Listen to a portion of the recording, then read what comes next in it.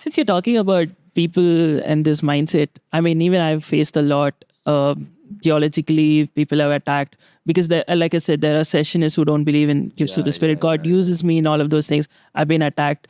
There are people who attack. No matter what you do, people are going to criticize you. And at the same time, you face a lot of discouragement, like being a budding minister of God, right? This is my 13th year of ministry that I started from college days.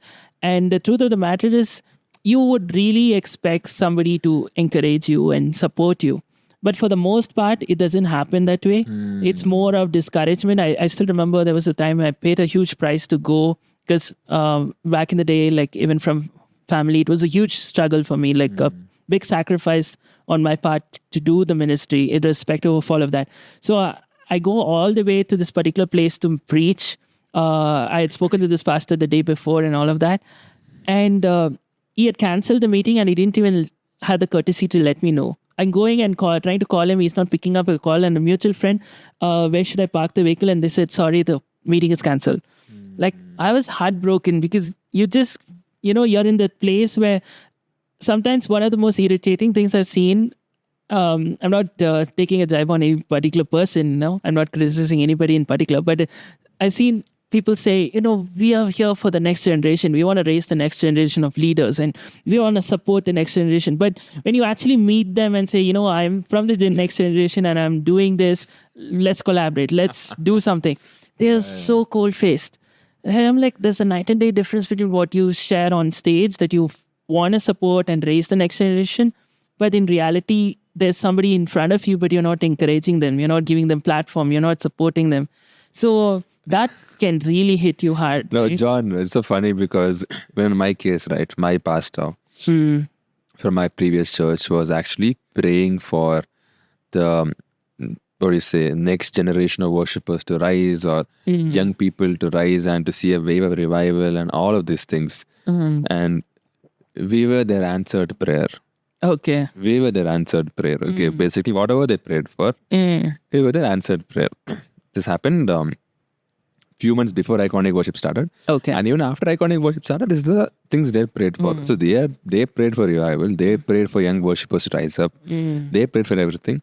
But once God answers their own prayers, not anyone else's prayers, God answers their prayers, is when, we faced all the backlash. I was personally falsely removed from my church. Oh my goodness. Okay. Removed from my church. They stopped prayer group in my home. Okay. We had it for 12 years. Oh shoot. 12 years, no reason. The pastor just comes up to my dad like this, puts her hand on the shoulder and says, let's take a break. And in fact, when we opened our home for the prayer group. Okay. It was when they were having it some other place. Okay. And it is an apartment complex. And people who came for the prayer group were being sent back home. Oh. Very apartment security. Okay. That's how bad and desperate they were. And I remember we were also not in a financially well-to-do place. My parents didn't have money to even provide snacks for people coming to prayer group. 500 rupees per week is extremely difficult on my dad. My dad didn't complain. He never complained. He never said, let's share the nothing. He was like, I've taken up responsibility. I remember we had his old sofas. We were embarrassed to have them for prayer group people. But somehow again, God gave us some new provision, new ideas, and all those things were fixed. Okay. From that place, we supported every Friday, most of the Fridays, I would say 99% of the Fridays we were there. Okay. We made sure all our vacations were planned. Friday we have to be there for prayer group.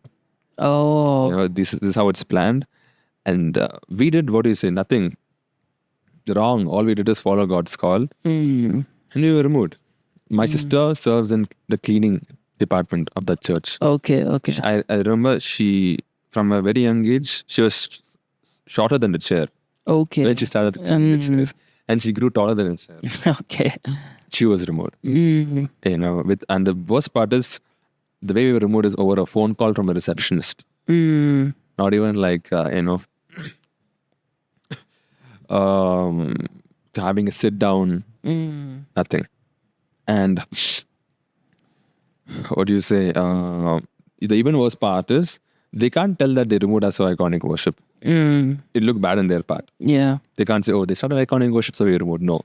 So they, put a lot of rumors, on my dad's reputation, on my sister's reputation, on my reputation, on my mother's reputation, so that, they can paint it off as that is the reason I'm going. Yeah, I get it.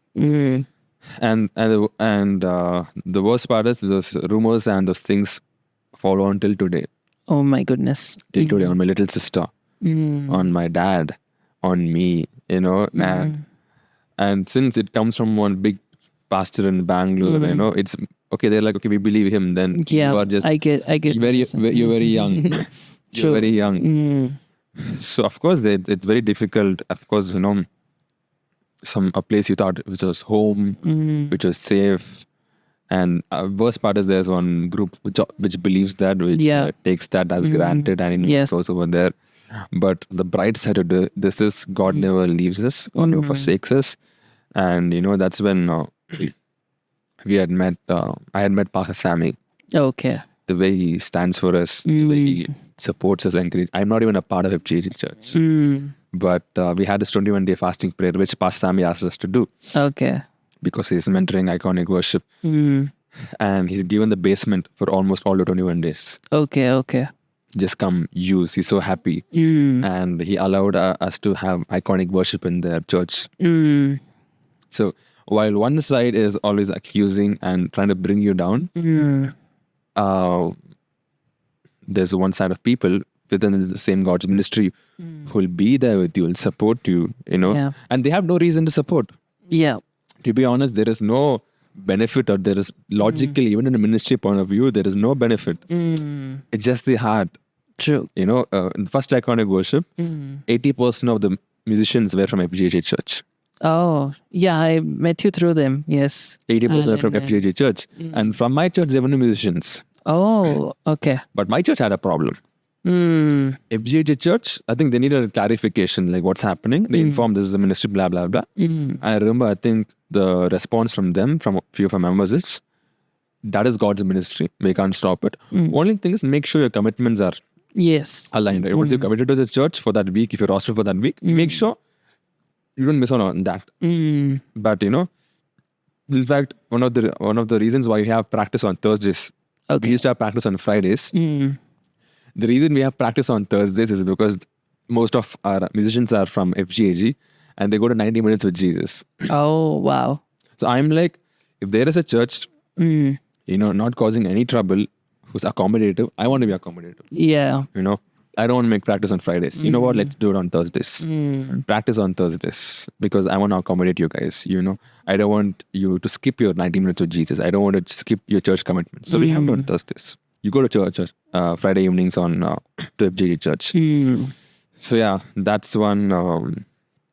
I think I love about God's kingdom itself. While there are people from the same place trying to bring you down, people who don't even know you are actually supporting. I'm not till today. I'm not a part of FGG Church. I'm not a member. Okay. People assume because of the kind of love and support I get from the church. Yeah. Everyone thinks I'm a FGG Church member. But like I keep saying, FGG is always home.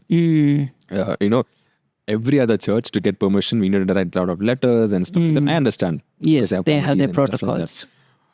For FGG Church, Pastor, can I have this week in FGH? His answer is sure. Anything for you. Wow. So good. That's so beautiful.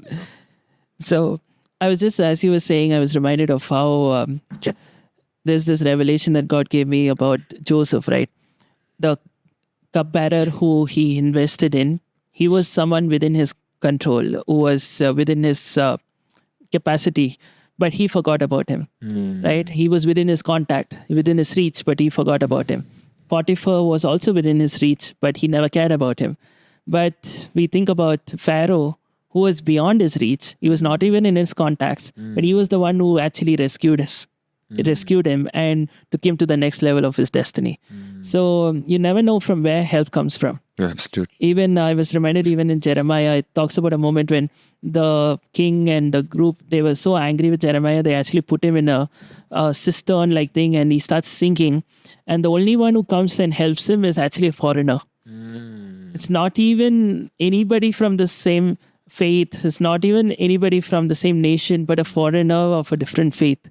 So sometimes you never know where help comes from. Like you talked about Pastor Sammy. He's such a sweet person. I'm so grateful to him. I always say this.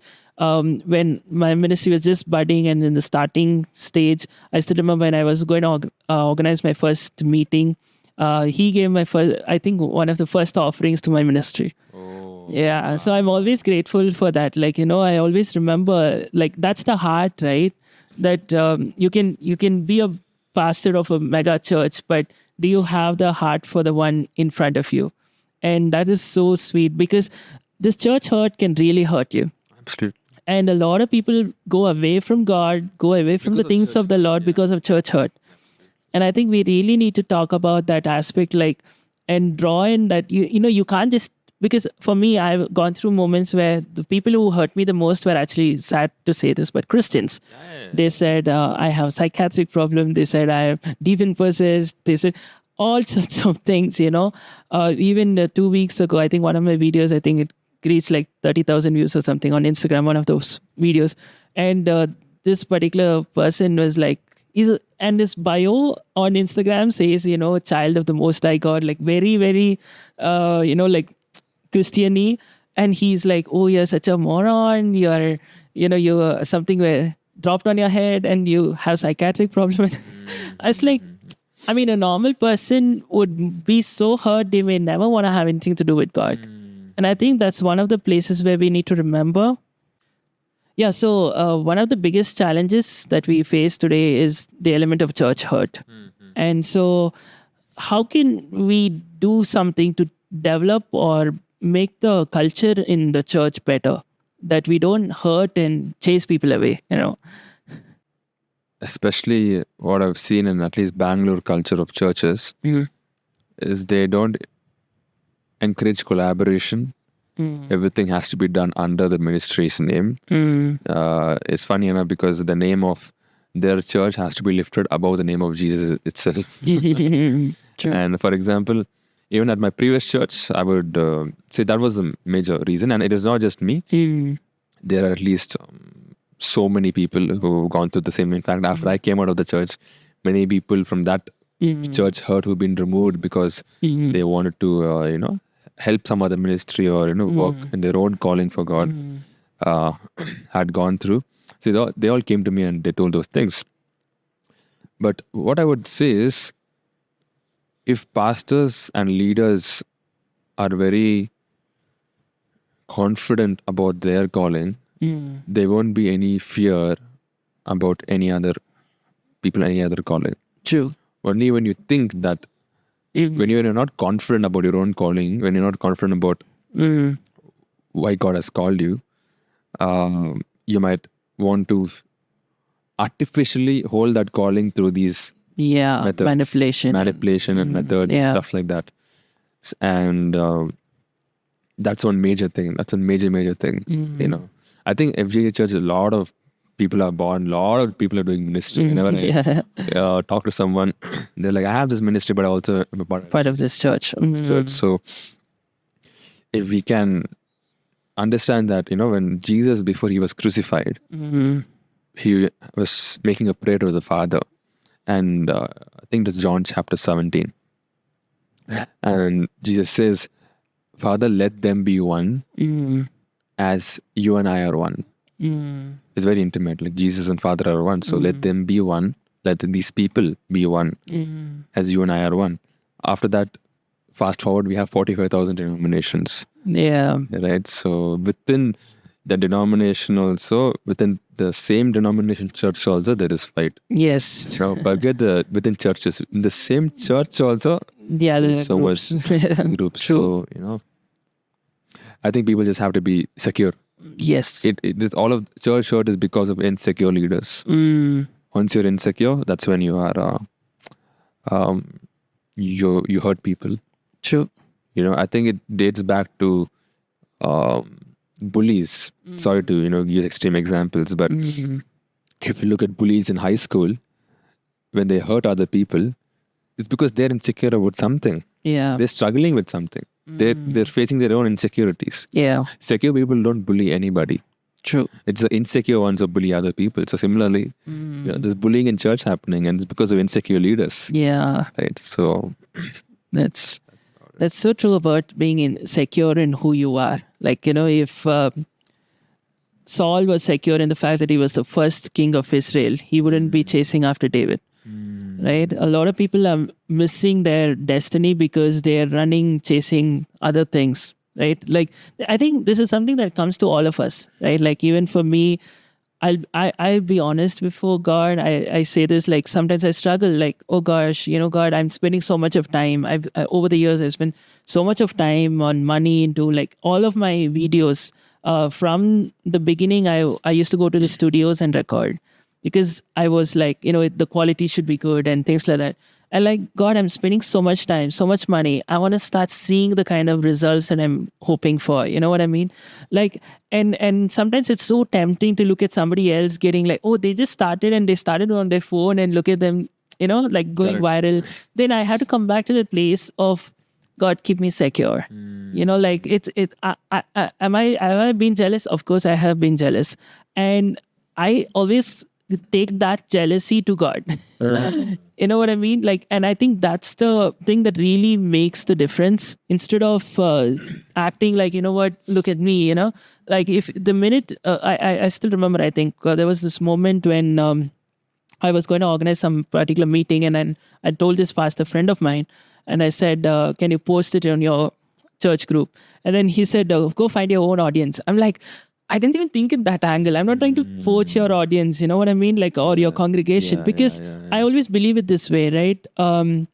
Like, everybody has a separate gift. Now, Iconic Worship, you guys have something to give, something different. I have something that's unique and different. We're going to talk about that Revelations part.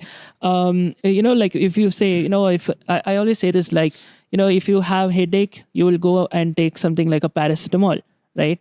Like, and if you have stomach pain, you go and take something else. So if you feel really discouraged and, you really need encouragement, you would listen to somebody like Pastor Joel Osteen. If you want to learn something about healing, you go and listen to somebody like Benny Hinn. So likewise, everybody has something to offer. We are not here trying to compete with someone else. We are here to team up with other people. And I really, really wish ministers would get that into their spirit. I'm not here to compete with someone. Sometimes, I go and preach in some places, and I have a media ministry. So sometimes just putting a video clip from a different location, generates more views. It helps in reaching people. People just want to check out what it is. And sometimes they don't want to give that video. You know what I mean? Like, am I going to build a mansion with that video? No. I really wish, ministries and pastors would get into that place of maturity. As Christians also, that we would realize that we are all in the same team. Absolutely. We shouldn't be fighting against each other, but rather, going together.